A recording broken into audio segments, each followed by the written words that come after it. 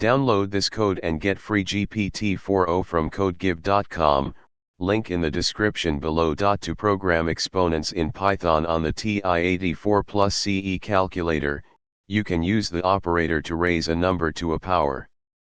Here's a step-by-step tutorial on how to do this.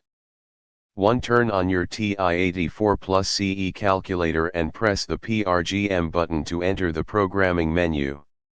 2. Press New to create a new program, then give your program a name, example exponents. 3. Press Enter to start editing the program. You can use the arrow keys to move the cursor and the alpha keys to input text. 4. Here is a simple example code that calculates the exponent of a number. 5. Press 2 and then mode to quit the program editor. 6. To run the program, go to the PRGM menu, select your program, exponents, and press Enter. 7. The program will prompt you to enter the base and exponent. After entering the values, it will calculate and display the result.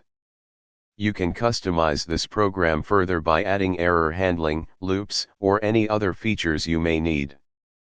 Experiment with the code and explore more advanced exponentiation techniques using Python on your ti84 plus CE calculator.